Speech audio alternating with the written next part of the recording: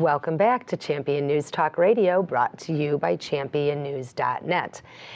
Colonel True, thank you for joining us here today.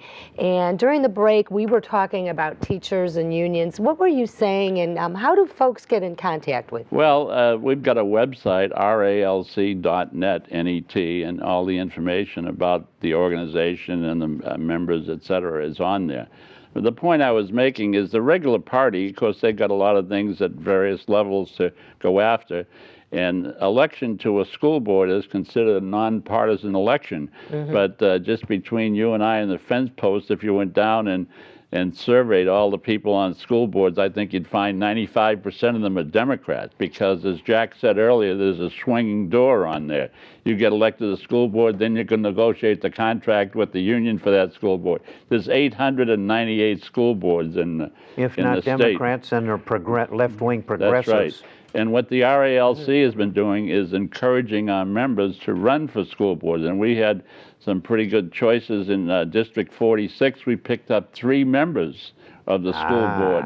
In fact, knocked off the president of the school board in the election. Now, 3 gives us a lot of room to talk. That is very unusual, Colonel. It is unusual, but it shows it can be done. Going against really entrenched forces with a lot of money and many means. You know, they use the school's wealth and the kids and classes, and they put out propaganda about this whole thing.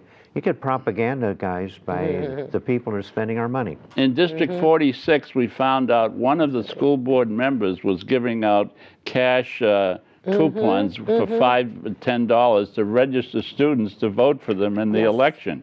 And she subsequently was found to have committed a felony. Right. And they censured her for that, but now she's saying, you know, that really wasn't the case. But that just shows the degree they'll go to. Can you imagine a teacher or a school board member giving out coupons for $5 or $10 to get somebody to register? Well, you know which way they're going to expect them to vote. Right. Well, we did a Champion News update on that. This was back in like May-ish. Right. And they said this is a systematic problem, too, with that school And that district. was brought up by one of our RALC members that's on that school board that was elected. So that's what you can do when you put your own people on these school boards. Right. Most people don't even know the names of the people that are running for school boards. Right. This is a big mission for the Tea Party people. Yes, Take over committeeman positions in the Republican Party or the Democrat Party and get on the school board. You don't have to spend a lot of money to run. You don't need a high number of signatures, but that will get them where they can't do anything to stop it. Well, you see, for years, the unions have been involved at the local level because they knew that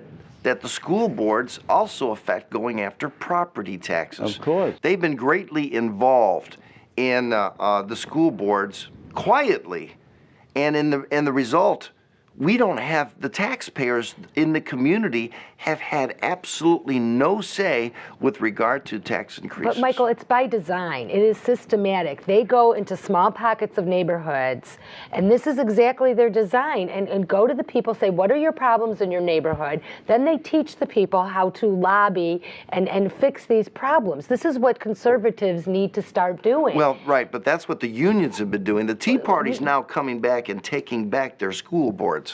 And they're taking back all levels. They're starting to learn how to do a lot of this work. You know what? I think, Colonel True, how do people reach you again? Well, they can go on the website, ralc.net.